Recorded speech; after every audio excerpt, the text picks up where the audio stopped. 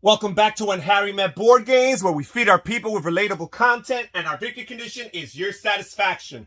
I'm Harry, and today we have another episode of Huge Board Game Haul Special Delivery, where I unbox and open all my most recent board game related deliveries and share them with you all, along with a little bit of unnecessary commentary. So without any further ado, let's get started. We're going to start with this big box over here to the left and see what's inside of here, courtesy of Amazon Prime. All right, so let's see what we have here for you all.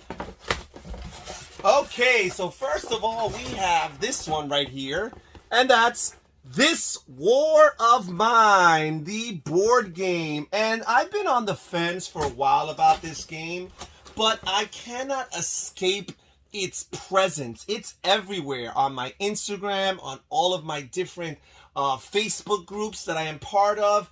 I'm constantly reminded of this game, and in particular, the emphasis on how well this game plays as a solo experience. And since I have become more and more of a solo gamer as the years have gone on, I cannot ignore its importance in this niche of solo gaming, and I figured, you know what, let me give it a try. So let's see the back here. It says, a story that must be told. This is known to be a very immersive, I hear even almost depressing of a board game here. It says the sun is about to set, and with it fades the threat of catching a sniper bullet if you are reckless or desperate enough to stick your nose out of the shelter. But the night brings no solace. Whatever little supplies we gathered are now at risk because of marauding looters and worse.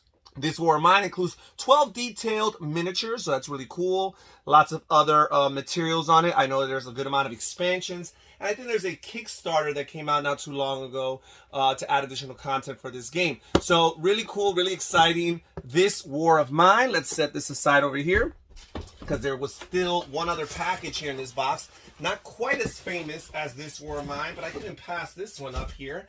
And that is Darkest, the cooperative survival horror board game. And this is a horror-themed, zombie-like, dungeon crawl style game produced by Queen Games. Pretty good production. And I got this on Amazon for like 18 bucks. I just couldn't pass up this game because although this game has mixed reviews, mostly on the negative side, I figured at the worst case scenario, I could just cannibalize this for its components. I could just use it for its components because it has a lot of good miniatures, some good tiles with some good art on it. And again, there has been some mixed reviews. I have heard some decent things about the game, although the rule book does not seem to be the best written. But apparently there's other rule books that you could download online in order to remedy that. So there's that. Darker, and Darkest. So we're starting with a little bit of a dark or grim theme here. Let's see what we have here in this really big box. I believe this is something I purchased used from eBay, if I am not mistaken. Let's see what we have here.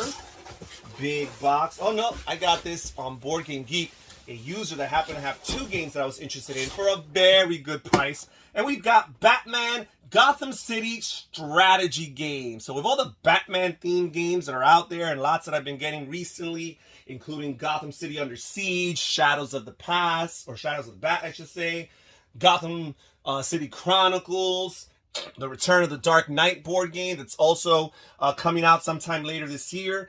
I also thought I'd get some of the older classic games, Batman Gotham City strategy game by Paolo Mori of Libertalia fame. And in this game, I guess players take on the role of the villains of Gotham City. You got Joker, you got Two-Face, Penguin, and Killer Croc.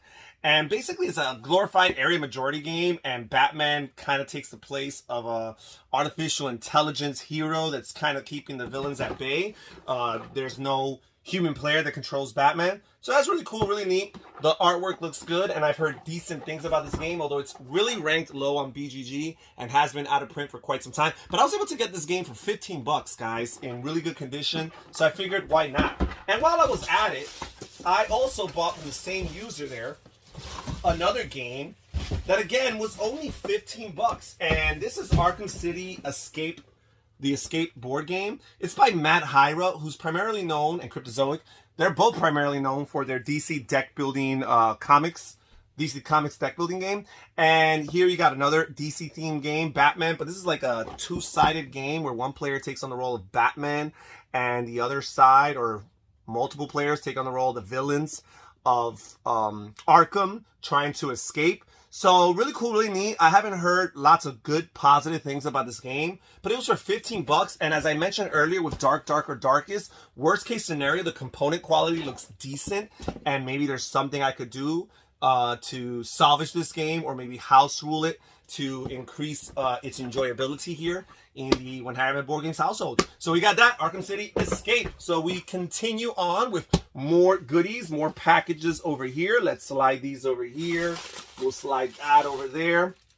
And now we move on to some smaller, medium-sized packages here. Let's see what we have inside of this box over here. And here, ooh, I'm excited about this one. Heroes of Tenefair. And this is a fantasy-themed, dungeon crawl style deck building game for 1 to 4 players. I heard it plays very well solo. And this game, I've been eyeing it for a long time, but this game is really hard to find. It was a Kickstarter only type of purchase several years ago. I'm not sure if the publisher has some other way of making the game available. You guys correct me if I'm wrong, but I always have a hard time finding this game used, new, whatever, for a decent price. I was able to find a shrink wrap copy for a really good price. I won it on an auction on eBay. Very, very excited about this. Actually, no, I purchased it flat out. I was trying to win another auction for eBay that actually included the expansion, but it got a little bit too pricey for my blood, so I was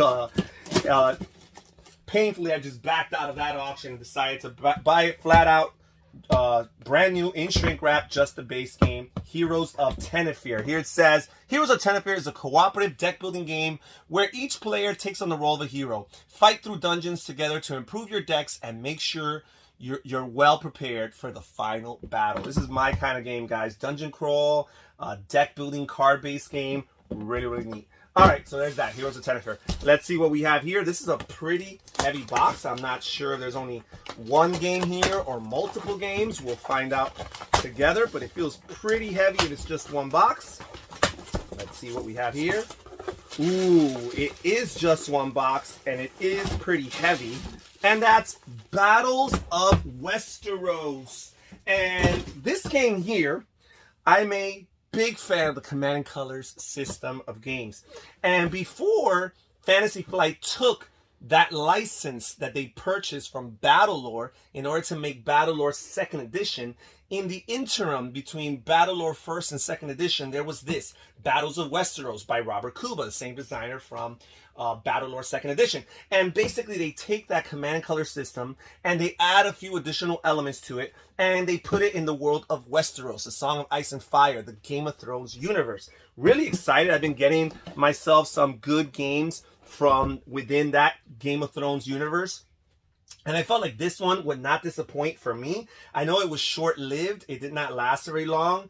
Maybe the particular audience that Fantasy Flight was catering to wasn't really into this particular system of games. I'm not sure.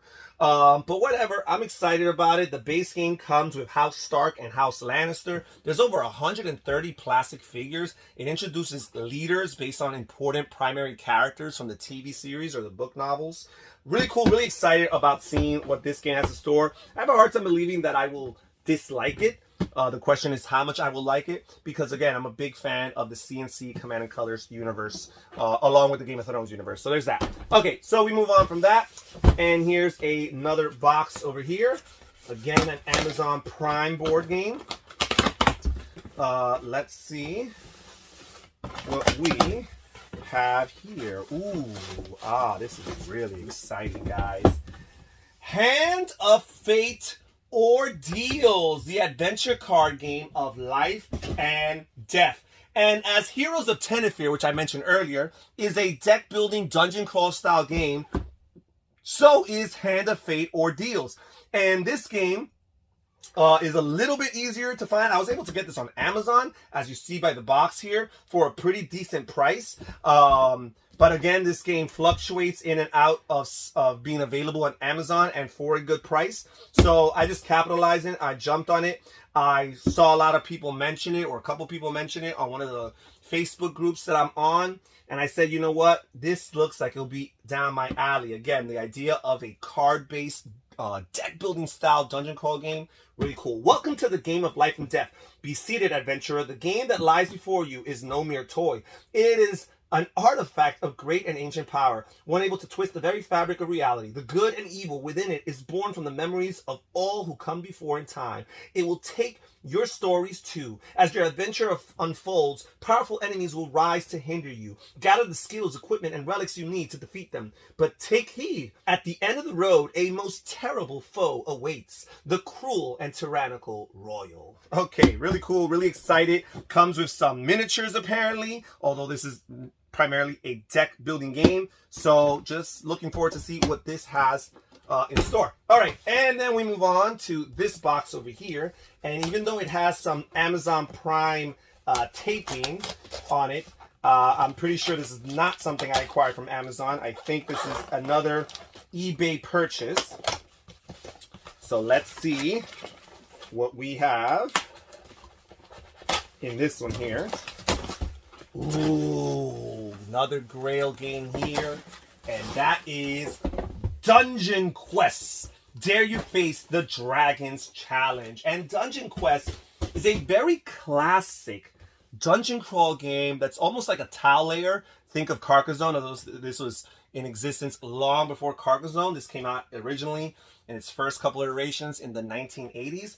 This here, however, is the third edition, which is probably the most controversial edition, but I was able to get it for a good price. And the third edition here basically was picked up by Fantasy Flight Games here, and it takes place within the Runebound universe. So they took that same gaming system and they added characters and lore and mechanisms that put this game all within the universe of Runebound and the Terranoff universe from Fantasy Flight Games. And basically the artwork and the graphic design is all incorporated in order to facilitate that process. Really cool. I have heard some mixed reviews, in particular about how combat is resolved here. I think that was taken care of and remedied in 4th edition, but I had to pick between the 2 editions, and I picked Dragon Quest 3rd edition here. First of all, because I think I was able to get it for a slightly better price than the 4th edition. Because again, there's that factor of the controversial conflict resolution here that actually makes some people turned off by it. Therefore, the price value goes down. While the 4th edition remedied that, so the price is still a little bit high for that. Also, what both of these games do is they include characters that are compatible for some of the other Terranoff universe games. And in this particular, it includes characters that are compatible for Runebound 2nd edition and for Descent 1st edition. So I found that to be really cool, really neat. So all the characters, there's 6 different characters in this game. They come with their different cards, their different character cards, not only for this game, but they come with different character cards so you can incorporate them in Runebound 2nd edition and in Descent 1st edition. So that alone to me was worth the price that I paid for this game. And again, though this game is very simplistic and a little bit grinding, because when you play this game, you have a very small percentage. I think it's like an 11% chance of anybody actually winning this game. The game kind of beats you up and is a little brutal in that regard. But I'm okay with it. I'm ready to experience this as both a classic game from yesteryear and also as a game that brings me into that Terranoff universe, and again with spin-off content that I can add to my growing collection in those other games. So there's that. Dungeon Quest. All right, and we're done with the big boxes for this unboxing, but there's still a few of the smaller ones. As a matter of fact, this package here, even though it's a little small, I can feel the box inside is large. All right, Talisman, the Magical Quest game, revised 4th edition, the Dungeon expansion. And if you caught my last board game haul, I had unboxed a used copy of Talisman that I found for a really good price that included 2 of the smaller expansions. Here we have the Dungeon, which is one of the bigger expansions for Talisman. And it's really neat because it adds a board an additional board, the dungeon board, and it adds over 100 cards for that dungeon. So over 100 new encounters that players can experience just in that part of the board, along with a few additional adventure cards and spell cards that players can interact with in other parts of the board. There's 10 adventure cards, 10 treasure cards, 20 spell cards, 5 additional new characters with their miniatures, and again, the dungeon board. Really excited about having this Talisman, a classic game that I avoided playing for quite a long time, but finally got into and I've enjoyed it so far. So I'm looking forward to seeing additional content to add to this experience. That's Talisman, the Dungeon expansion. And we still have a few more small packages to open as we get ready to wrap up this video. We have Dragonfire, the Corruption in Talisman adventure pack, and I might as well open this while I'm at it because I know what this is now, and that is Dragonfire, the Heroes of the Sword Coast character pack. And this came a little bit open here, which I'm not very excited about, but this here, I've been enjoying myself some Dragonfire. I play it solo, I play it with my nephews and niece, and it is such an amazing game. It's a deck building dungeon crawl style game that takes place within the D&D universe, a spin-off or a re-implementation of the Shadowrun Crossfire deck building game, which came out originally. And this game here, again, I've been enjoying it a lot. I love creating different characters and leveling them up and growing them. And here, this character pack here adds additional characters with different classes, subclasses, and races to optimize your character customization, to give you much more variety, and it'll allow you to continue exploring the game with new additional characters. So I'm really excited about that, as well as this adventure pack here for Corruption in Talisman. And that's it for today's video, for today's episode of Huge Board Game Haul. Thank you so much for joining us here on Harry and Board Games. This is Harry saying take care, everybody. Stay safe, stay healthy, and have fun gaming. Bye-bye.